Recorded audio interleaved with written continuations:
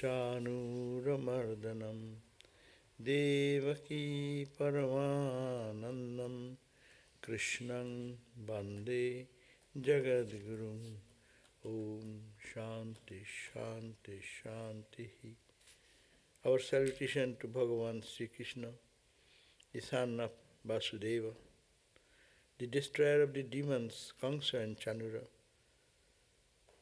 the dear darling of Mother Devaki, and the Guru of the entire universe. We salute him again and again.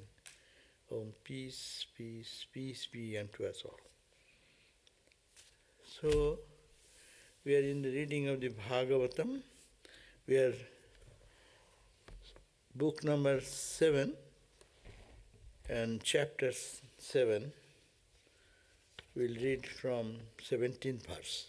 7, 7, 17. 7, 7, 17. 1, 7.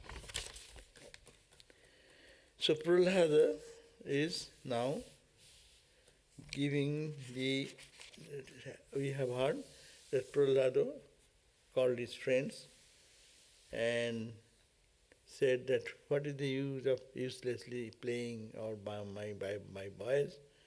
We should call upon God. God is our everything. God is a cause of all this creation and sustenance, all this. Life is temporary. Why to spend life in this useless effort, etc., etc. So Narada says that Asura boys then said, O Prahlada, neither you nor we have had any other instruction than the sons of our Guru Asura. So they are our sole masters and custodians. And we have no access to anyone else. It cannot also be that when you are still in the inside the in the woman's quarters before coming here, you had contact with any other great soul. So, O gentle comrade, if this is any convincing explanation for this, please tell us this to solve the puzzle. The question was that you got instruction. You are born like us, no? You are a Asura boy. I am also an Asura. I am born in this family of demons, Daityas, Asuras. So where do you get all this knowledge? In our childhood, the first teacher we are here. But that teacher teaches this world is everything, make money, stay well, eat, drink and be merry, this philosophy. Nirav can move on, step this way or that way. I can see your face then, yeah, that's all. So then if that is so, then why do you get all this new idea, that the contradictory idea? What the Shukracharya's disciple, what do you call? Asura God is who? Who is the Guru of Asura? Shukracharya. So Shukracharya is the Asura Guru, Guru of the demons. And his sons are our teachers. So we are trained under him. And we are boys of 5, 6, 7, 8 years child only, no? And you are also 5, 6, 7 years old child. Why do you get this message that this world is this, don't spend your time in loitering your time? Why do you get all this thing? How can it be possible that what you are talking may be something out of your own mind? Where do you get these lessons? And that answer was given in the 7th chapter. And we read the other day, then Narada said, being thus questioned by the children of the Asuras, the great Asura. Who is great Asura? He is a devotee, Prahlada. He is a great Asura, born in a Asura family, but he was the great devotee of Lord, recalled to memory what had been taught by me. Me means Narada. I taught them. I taught Prahlada. So he recalled. I taught it much before his birth here in this in this life. And said with a smile to those curiously expectant children. So he then taught these boys, his friends, he said, when my father went away to Mandara mountain to perform tapas, his father is Hiranyakashipu, the Daitya, who thinks that God is his enemy, no? He will be. So it is called worshipping God in the attitude of an enemy. God is my beloved, God is my mother, God is my father, God is my enemy. So that was his attitude. So that you can remember your enemy, you need not have to remind you. Do you think of your enemy? Enemy, you will be frightened all the time. What they can do now. So you are always thinking of your enemy. It becomes spontaneous. That's why it is so called that the progress in spiritual life, for some people are loving God, and some people thinking he is enemy to me. Like Ravana, thinking of Rama. No?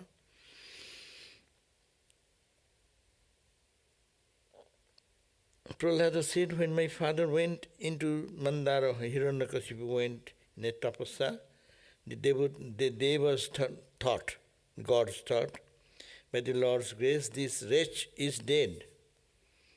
And as ants eat up a serpent, his own sins must have eaten him up.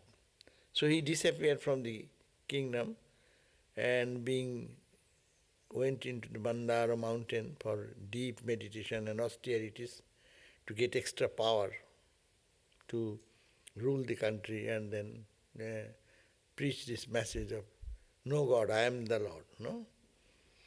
So, other gods thought that, that Hiranyakashipu is dead. And now, Indra and other devas therefore made extensive preparations for a war on the Asuras. Incapable of standing the massive attack of the huge army of the devas, the Asuras ran away in all directions for fear of death.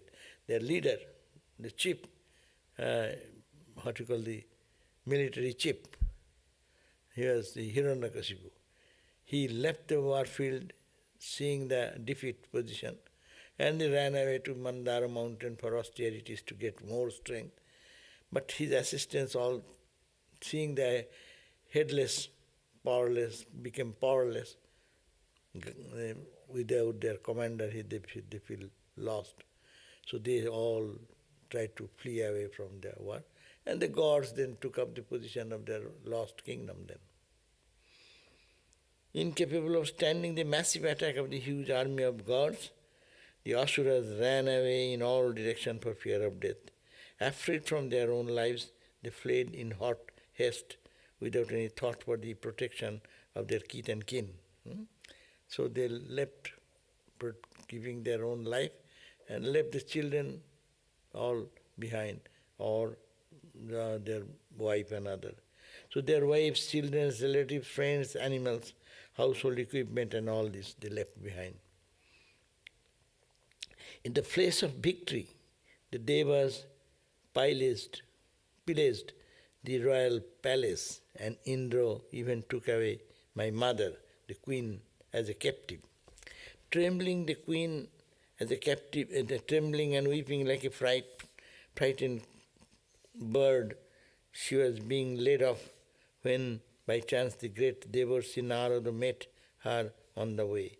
So she was frightened, so she was left, mother was left, and when mother was just flying away to some deserted place, then met Narada.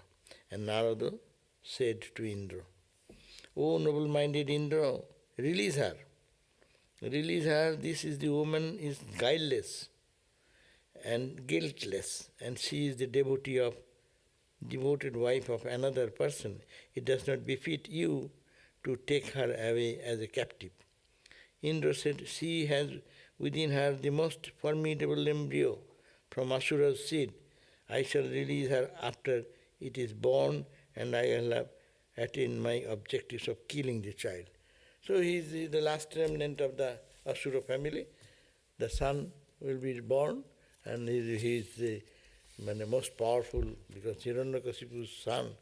So I'll kill him, and I let the mother, I will release the mother, but I will kill the child after the birth of the child. So, see, Indra is how jealous. That's why don't be gods. Gods and goddesses are also jealous. Gods and goddesses are also have problems. No? Same last greed, power, position. No? It is only in lesser degree in human level, and in higher level, higher degree. So that's why Vedanta says, I don't care for heaven, I don't care for earth. I want the ultimate truth, beyond the levels of duality. So these are also very indicative truth. People want to go to heaven and enjoy life after death and very, but this is not the point. See, that's why love for God is much important. That's why nothing. It's a higher, long time. In going to heaven means you spend your life in amusement and fun for a longer period. And then you are detained in the world of duality much longer. And same jealousy, same power hankering, same greed, same lust, all these things remain. Narada then said, this child to be born is sinless. This child is not the ordinary child. It is born in Asura family, but he is not Asura. So he is sinless. He will be a great soul and devotee and a servant of the Lord, who will be equipped with the great power of the Spirit. So you will not be able to destroy him. So don't take away that way. And then Indra thereupon released my mother, honoring the words of the celestial Rishi. The Narada Rishi said this, so Indra, the king Indra, released her. Out of his devotion to the Supreme Being, Indra circumambulated my mother, because I, the Lord's devotee, was within her, and then departed to his heavenly abode. Though they have this, but they have spiritual bent, no? It is not the, it is, devatas are little sattva mixed with rajas, and demons are tamas mixed with rajas. So tamas means their rajas activity is there. Last greed, etc., tasks will be there. But tamas means worst situation, and sattva means it is there, but fading away. So that's why they, as soon as the Rishi Narada told that this lady will not be an obstacle because she is innocent, you should not hurt her. And your child is not ordinary child, he is lover of Lord Krishna, Narayana. So as soon as he heard Indra, he circumambulated the Rishi Narada and then released that lady. It's the mother of what you call Prahlada. The Rishi then took my mother to his ashrama, Narada's ashrama. His mother was taken there and comforted her and said, dear daughter, until your husband returns, you may stay on here in the Narada's ashrama. So, free from all fear, she stayed under Narada's protection till the return of the Lord of Asura from his austere practices, tapas. With the austerity, he went to gain more power, to throw out the king, all the gods again, down. So, with the, namely everything in Indian idea is that you can get your all power by tapas, austerity. You can do austerity, you can attain what is impossible to attain by your own power in any way.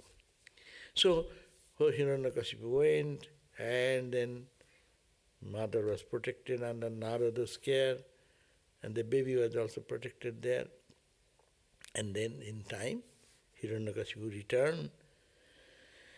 And that devoted wife spent this period of her sojourn to serving the rishis with great devotion and praying in her heart for the health and welfare of the child in the womb and for its delivery only when she wished. So she served all these rishis, no? But the baby, it's miracle. They get the boon that when she wants to deliver the baby, that time baby will be out. Otherwise she will be in the mother's womb. Having me also in his mind, the merciful Rishi of great spiritual power imparted to her instructions regarding the flawless path of devotion and the enlightenment conveyed by it. No? So there, Narada Rishi is conveyed this path of love for God and all these teachings, what the boy received in a conceived condition. Then they remembered that, and that he narrated amongst the Asura boys. So he is saying that where do you get it? Not that he has created something out of his mind, that he's got back the memory from what he has heard when he was in mother's womb and serving the rishis. By their grace he got this boon. So my mother forgot those instructions, partly due to the lapse of very long period of time, and partly due to her inherent incapacity to retain them. Mother, we hear so many things, so many good lessons, no? But how many people remember them in toto? Huh? Most of them forget. Memory is not that strong. Few people are there who can remember what they have done. See, you see now all the stories of the great sadhus. Swami Chaitanyananda wrote the book. He is mentioning there. A tidbit. He smiled at me, I did it this way. So he in details he is remembering and bringing out. It's very nice to read how you can see that he went to the sadhus. Sadhus are advising, some joking in the way of jokes. He is giving high spiritual education. No? So that, but many people have had the experience, but they have no retentive power. So they cannot remember that. But owing to the blessings of the Rishi, those teachings have ever remained green in my memory, means Prahlada's memory. Prahlada remained all this, remember, though he was in the womb of the mother. I see, remember that story of Astavakra. Astavakra, you read the book Astavakra Samhita. Astavakra was a child in a Brahmin family. His father was a Pandit, but he was very poor. But he went to king for bringing some gifts for their maintenance of their home. The kings used to maintain the holy people then. When he came back, they are very poor Brahmin. But when he went to the court Pandit challenged him. And two Pandits got into debate. And if anyone challenges, you will have to respond to that. That was the custom of those days, scholars' standard, no? If any university professor challenges you, you cannot say, okay, I don't talk about that. No. You have to interact and have some conclusion out of that analysis, no? So he was just thinking that what to do, so he engaged in the debate and he was defeated. Astavakra's father was defeated. And then condition was that if you get defeated, you will be under my control.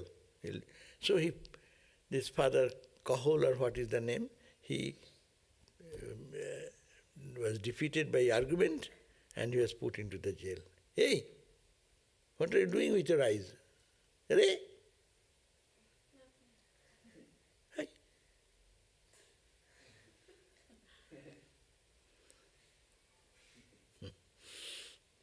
And then but the mother was widowed, mother remained, and her husband in the jail. So by the son has when the son is born, and the son asked my mom, when he grew, he asked what happened to my dad. My dad is this has happened, and in the court case, in the court Pandit, so he was in the jail there. Then this boy was very nice looking boy, but he went to rescue his father.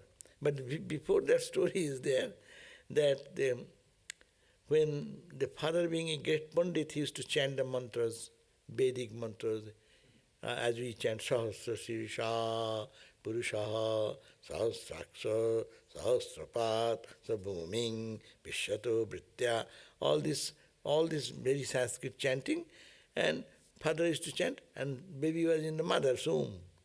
And one day, the baby said, Dad, you are making a mistake. Because his father really made a mistake. While chanting the sutras, he missed certain, what is mistake is mistake, in the chants. Then long vowel, short vowel, all these are there.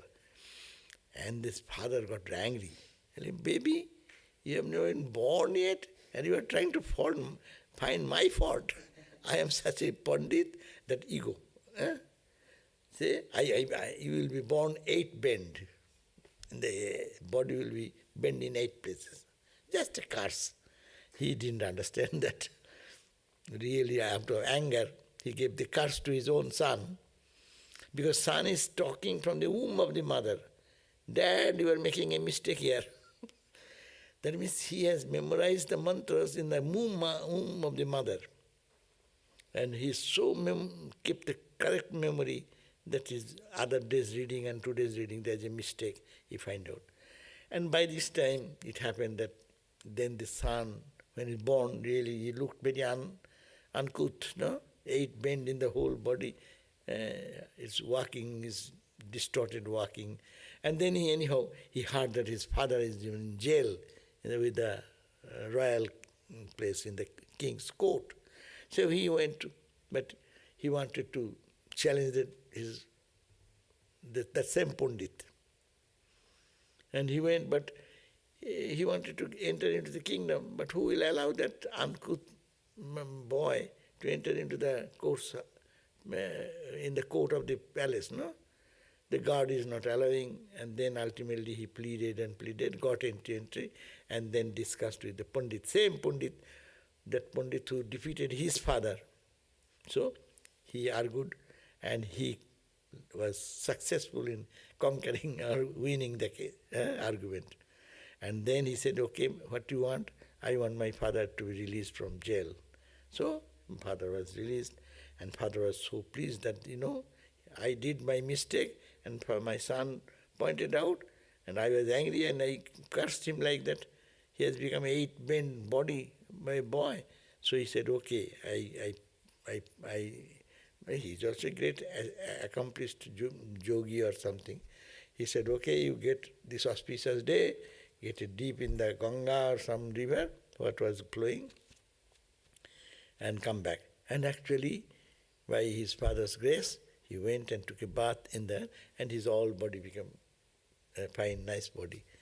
So this example, Ashtavakra says, was learned all the Vedic wisdom in the mother's womb. There are stories like that extraordinary spiritual people are born, they learn from that age the highest wisdom. So here also the same way, Prahlada was in mother's womb, his father was gone to deep austerity, and Narada met when being abducted, taken away by Indra, the god of gods. And then he heard from Narada Rishi when his mother was in the ashram of the sage, and learned all this wisdom. So the background is that this what the Prahlada said, it is the wisdom of the sages. Now, if you wish to listen my words attentively, you too will gain the deep faith that dawned on me by the Rishi's instructions. He's telling his young friends that you see, I suggested you all these lessons. I learned it from our Narada. And if you listen to my words, what I am saying, and attentively, not hear. Hear and listening is different, no? Hearing, you can hear and can forget. But listening means with attention, focused, one-pointed focus. If you listen to my words attentively, you too will gain the deep faith that dawned on me by the Rishi's instructions. Faith will generate, even in women and children, as in my case, that discrimination, that discriminative wisdom, which puts an end to the travails of samsara. In this world of birth and death, if you listen to this with attention, you will also be able to free yourself from the bond of this cycle of birth and death. By the action of the Supreme Being as time capital, 6 kinds of transformation come to the body naturally. Osti, 6 changes. It will say, by the action of Supreme Being, by God's will, as time moves on, in time we are conceived in mother's womb, we are born out of mother's womb. So it is called the Osti, Jayate, Vardhate, Viparinamate, Apakshiyate, Mrityu. 6 stages will come one by one. A baby born, then he will grow, then he will come to the maturity, youth, and then decline, then old age, and death. No one can escape this. So this is the cycle. The act by whose will? Supreme Being. By God's will it happens. So by the action of the Supreme Being as time, Supreme Being as time. Time means birth time, growth time, youthful time, coming to a greater manifestation of what you call adulthood, reaching a stop, and then declining, then old age and death. In time it will happen. No one can escape. So by the time God as time, Supreme Being as time, 6 kinds of transformation come to the body naturally. And what are those? Osti, origination, existence, Jayate, this is Jayate first, they gave birth. Okay, Jayate, Osti. After the baby is born, then baby is there. That is the second stage, existence. Third, the baby is growing, growth period. Osti Jayate, Vardhate. Vardhate means Vriddhi. Vriddhi means growth. Vardhate, then Viparinamate, maturity asche, decay, Viparinamate, Apakshiyate, and destruction, Mrityu. So these are the 6 changes will come in everyone's life, no? Whatever stage we are approaching the next stage. Next stage will go, next stage. You are not to tell anybody, hey, are you growing? No. Time will kit, go, and this will change, this change will happen. No. So, in this changeful situation, they affect only the body. Time clicking and changes are happening. It is happening to the body only. Also mind also, body and mind. Mind of a child, they live in what awareness, no? Look at that. You do not know which world they remain. A baby just with a toy, what mental condition is that baby's mind and your mind? You cannot, when you just understand their mind condition. That's why child psychology, they study so much to deepen their understanding about, and they behave with them. So they affect, these changes, 6 changes, they affect the body and not the spirit embodied in it, who is inside it. Atman, it cannot do anything, which is behind it. Just as the changes undergone by a fruit do not affect the tree to which it is attached. It's a relative example. A tree remains the tree. Years after years it brings fruit. Growth of the fruit, very simple. Flower, then little bud, and then manifesting this way, that way. Change. Fruits come, no? So to come a fruit, these changes are happening.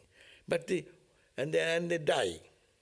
Yeah? Or either ripens or someone plucks. But the tree remains the same. That's the consciousness remaining the same. This body-mind actions and these changes are happening. Sometimes it is here, sometimes it is not here. But Atman does not change. That's the philosophy. I sometimes feel like reading these beautiful places with Sanskrit. But anyhow.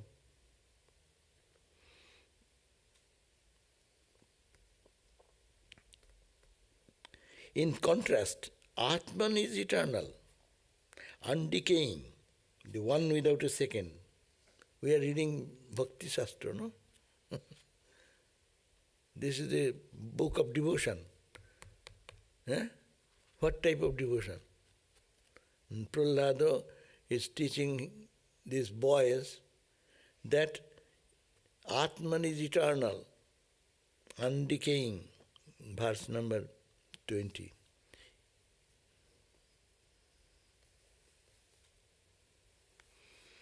Abhikriyaha swadrik hetu vyapako asango angana anabrito atma nitya abhaya shuddha eka kshetragna asrayo abhikriyo.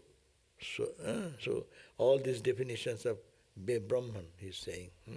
That Atman who is there inside, the Atman is eternal, undecaying, the one without a second, pure and unsullied by matter and its attributes.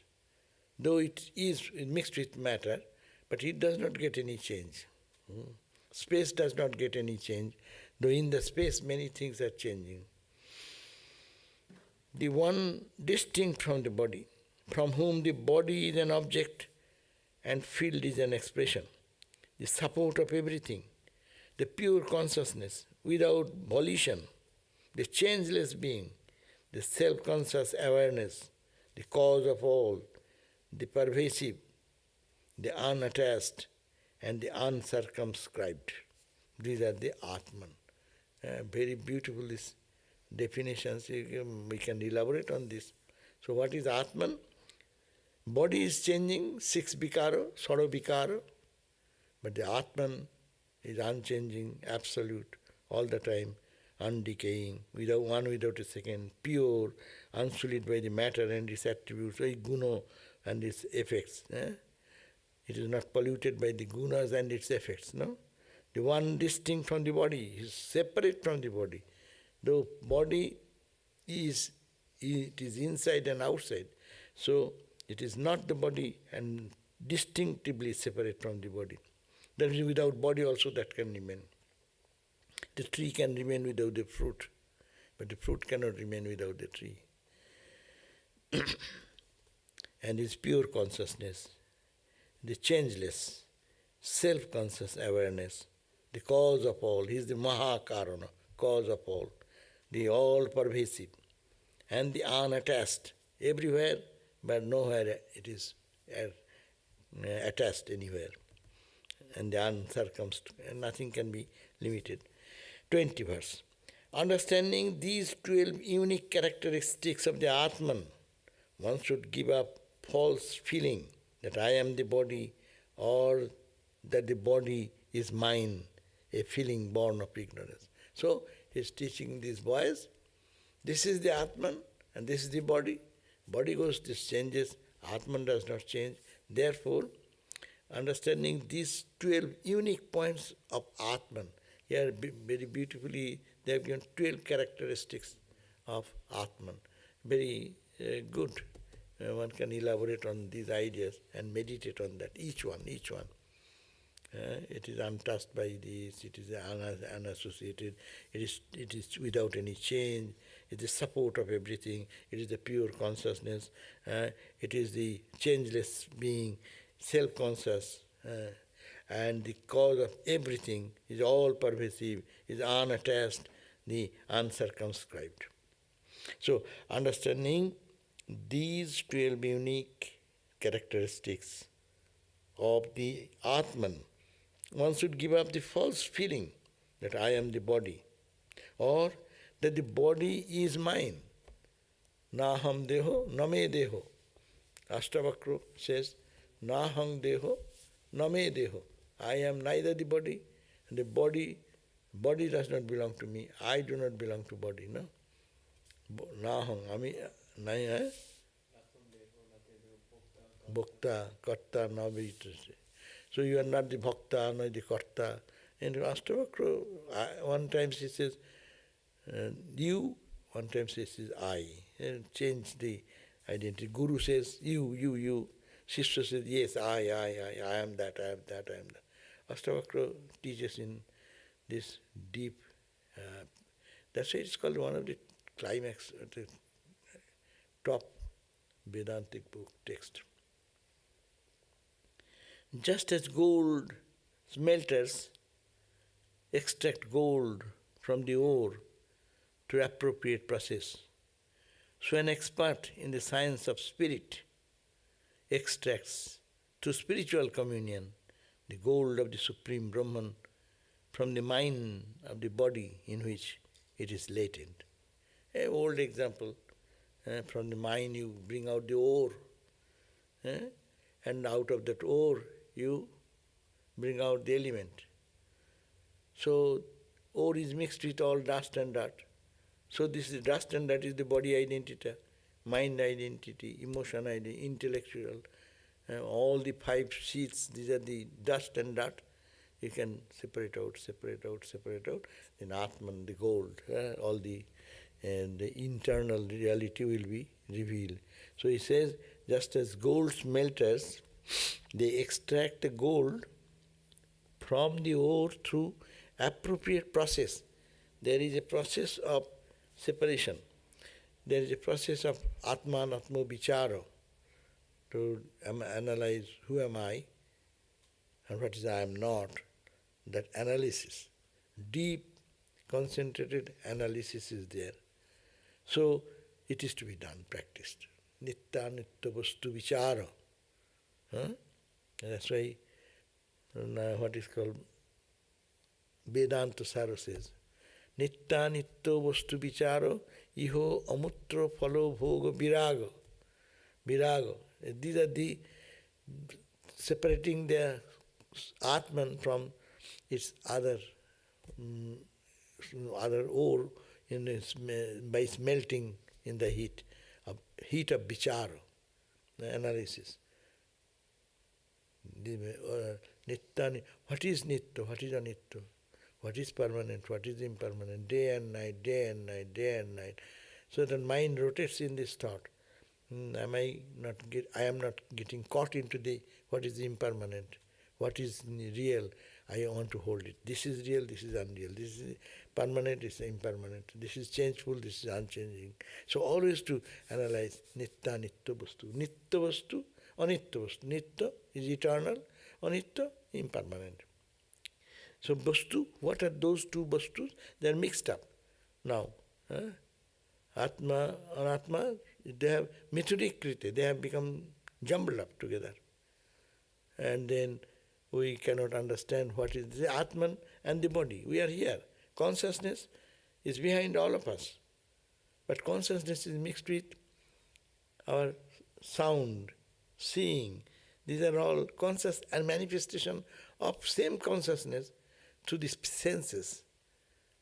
You are thinking. This mind is active because of the consciousness. Consciousness percolates everywhere. But if the mind is functioning, I said, I am functioning. I am everywhere, I cannot function. Function is in the duality, function is in the projected one, not that which in which it is projected. So just as gold smelters extract the gold from the ore, how? Through appropriate process. You have to study spirituality, you have to practice in this line dictated by that path, a bhakti path, jnana path, meditation path, whatever, you have to follow dictate of that path. So an expert in the science of spirit will be extract. He will extract what? Through spiritual communion. One, absorbing the mind in God, spiritual communion. The gold of the Supreme Brahman from the mind of the body, and it is mixed with this body and mind. I cannot think of myself except in body and mind. We get so affected, anything happens to the body or anything happens to the mind. I cannot find my identity say other than these two areas, body, mind, even understanding of our intellectual understanding. So we identify there. But no, this is all changeful. I am not that. So to separate out that way, that is the process in this Vedantic process of separation. Then the body, and then what will happen? The truth will be revealed. 22nd verse says, the root prakriti, mahat tattva, ahankara, and the 5 tanmatras are spoken of as the eightfold prakriti, ashta prakriti. And this you will find in different description in different places. There is no standard formula. People sometimes say, hey, why it is talking 5 tanmatras are spoken to be the eightfold prakriti, ashta prakriti, 8 prakriti, and their ahankara, mahatattva, their root prakriti, mahatattva and ahankara, and the 5 tanmatras. Tanmatras, you know what are tanmatras? What are tanmatras? Who can say? I know, you say. Huh? No, 5 elements. Or what? What 5 elements? Air, water, 5. These are the 5 elements. This is called stula tattva. It is but it's subtle tattva. Subtle water is also there. When you dream, in the dream you drink water. Which water you drink? Subtle water you drink, not this water. And now we are not eating, mentally thinking, I am drinking water, my thirst will go away. I need gross water. No? Now, in the waking state, if someone says, okay, think that you are drinking 1 gallon of water, your thirst will go away. It will not go. I need a gallon of water. So, but in the dream also, hey, okay, I have given a glass of water, drink that water. If someone tells you, that water will not solve the problem of your dream thirst. So that's why tat matra. It is only water. Now, the water we eat, what are the other things here? Space, water is holding a space. Air is there inside, water, air. Fire element is there hidden. Steam comes out of when you heat it. So all the 5 elements, Khiti, Aptej, Marudbam, they are all mixed, but major quantity is water. As you said, what did you eat today? People will say, I have eaten rice and dal. No, you didn't eat rice and dal. Your only major name is rice and dal. You have vegetables, you have something soup, something fruits, or some other things. Side dishes are there. So 5 elements, each one contains 5 elements. Each water, air, fire. But other elements are less. In water, preparation of a glass of water, the water element should be much. And 1/4 of the other elements should be added. They give a formula, half of water plus 1/8 of air, fire, tarpore space, and what is that? Earth element. Like that. So he says that the root prakriti, mula prakriti, root means mula, mul. Mula prakriti astu prakitayo prokta trayo eva hi tadgunaha. Astu prakriti, root prakriti, mahatattva, ahankaro, and 5 tanmatras. So 5 tanmatras plus ego, ahankara, and mahatattva buddhi, and root prakriti, mula prakriti. All this fix means 8. 5 plus this 3. You need not have to remember this exactly as I said. Here Bhagavat says one way, and you can go to the Vedanta Sar, you will find another way. I asked this question, how if it is true, then why this description varies so much? Then he said, you have answered your question. I will, what? If it is true, it is not true. This world is a conjecture of your mind. It is not true. So it is like some, and he gave me the example, this, a baby child, mom sometimes teaches in our early days, now this formula will not work. When we are children, they say, hey, boys will go here and there and fall down. So mom will say, hey, don't go that side, there is a ghost. And the child says, oh, ghost.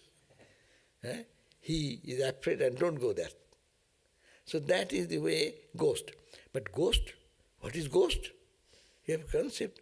Ghost will have 4 arms, and 5 eyes, and the head is like that. So all these queer things, no? You can make a ghost with 8 hands also. So you can make 5 hands also. You can do whatever. To create a ghost, the face should be very fearful. That maybe you can, so many designs you can create. So these are like that. It is not there. It is imagined.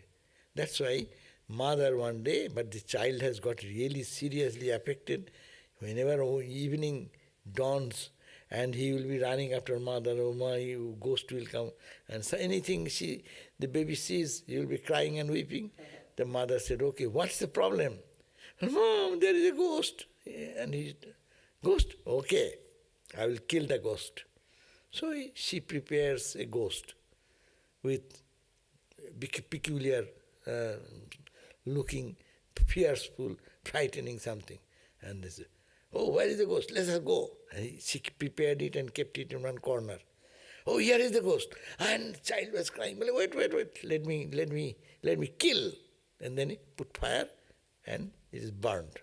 Now, you prepare your ghost with 8 elements or 10 elements or 15 elements, what does it matter? Because it is not true. Truth is God.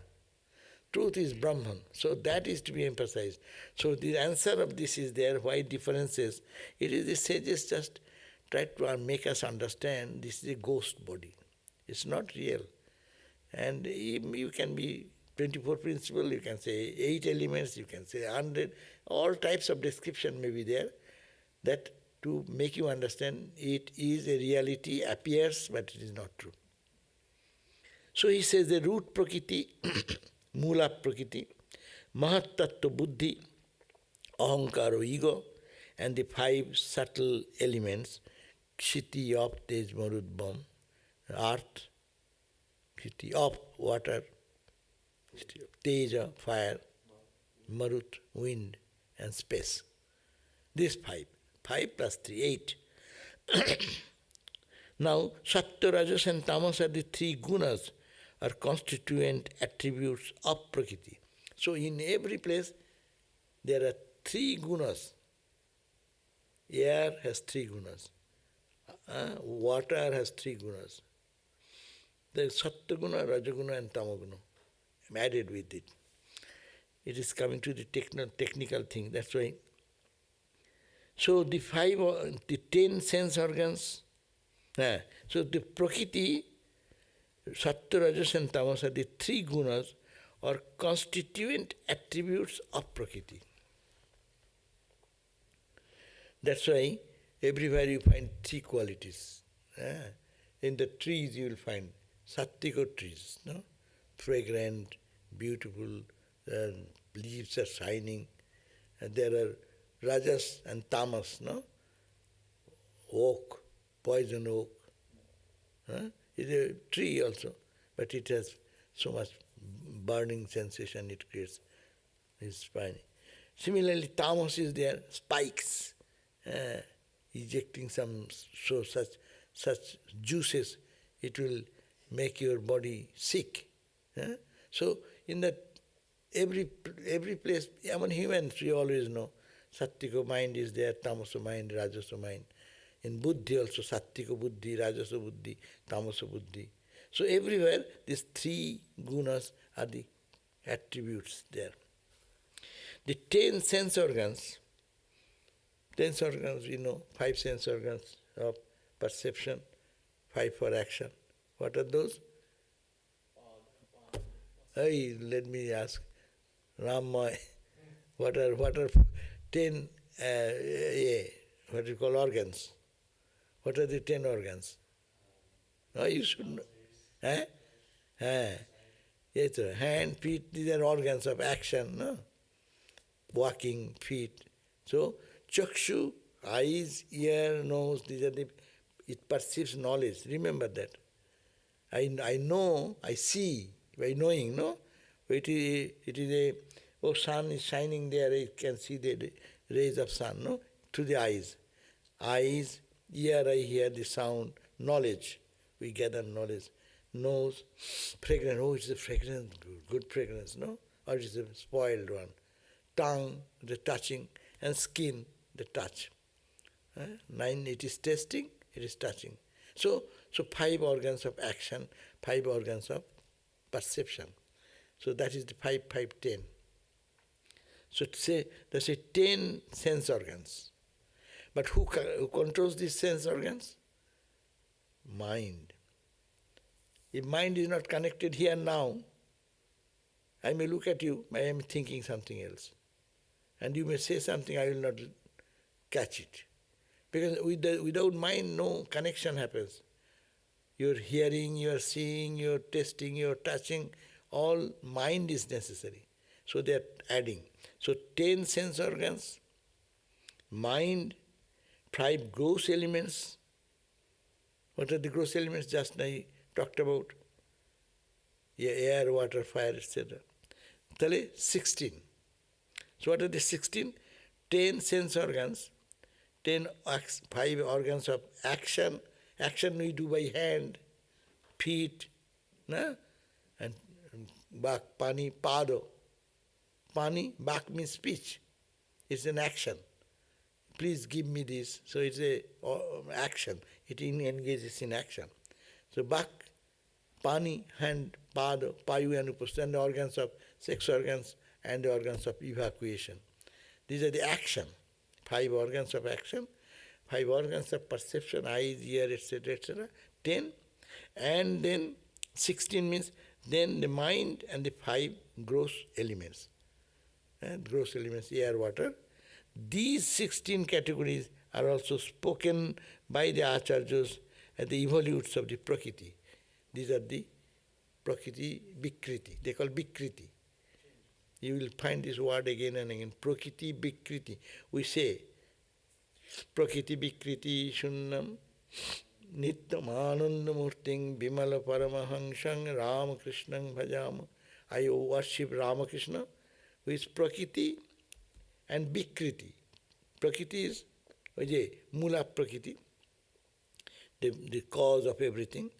And Vikriti is Vikara. Vikara is the 5 sense organs, 5 organs of perception, 5 elements, and mind, buddhi. It's not Sharavikara, not that 6 changes you just talked about. No. It is saying 16 categories are spoken as the Prakriti Vikriti, Vikaro. how the Prakriti become deformed, distorted in this form. Prakriti distorted into the form of 5 sense organs, 10 sense organs, 10 plus mind, and plus 5 gross elements. 5 plus 10, 15 plus mind 1, 16. All these 16 items are spoken by the acharyas, means the teachers, as the evolutes of Prakriti. From the body-mind formed by the combination of these categories, the Purusha, who is unitary principle, stands apart as their witness without getting mixed with them. Here is some consciousness. All these are there. Eyes are there, these are there. A dead body will have.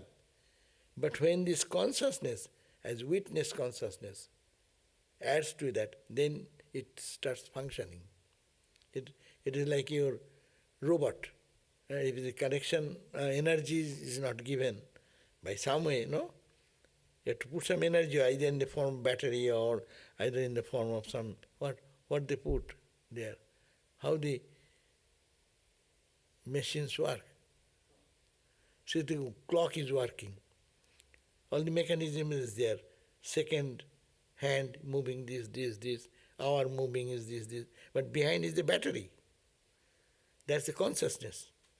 That's the supplier of consciousness. This body is a dead body. If the consciousness that is withdrawn, this is a dead. But when so long it is there, it makes everything working. So he says that this from the body and mind, which is formed by the combination of these categories, these 16 categories. 16 categories, when it creates the body and mind, there is the Purusha, who is the unitary principle, stands apart, though it is here, because of which the body is functioning, but is the unitary principle standing apart as witness without getting mixed with them. But at the time of forming the integrating principle that holds them together as complex whole, and this consciousness is holding them as a complex, one unit, making the body function entirety. Eyes are seeing, ears are hearing, my mind is functioning, understanding is going on. So these are all happening because of that witness consciousness. Baba, which philosophy is coming, no? Sankhya, Vedanta, all this. He told about Vedanta, then teaching the Sankhya and devotion, all mixed together. See, Bhagavat, people say it is all book of devotion. It is not only devotion, it is of knowledge, it is of meditation, it is of separation. So we end here because it is very technical subject, so it will take time. So we'll study from next day, from verse number 23. So 22 we are ending here, 7:22. Om Shanti, Shanti, Shanti, Hari Om Tat Sat, Sri Ram Krishna Arpanamastu. So we will be meeting again in the Upanishad class at 7:30, Shetasyetar Upanishad. Okay? Oh, they have some prashna? No, good. Raj, how to tell the difference between the Ashta Sattvika Vikaras and just like regular shaky nerves? Oh, Sattvika Vikara, it is a perceive, one should perceive inside.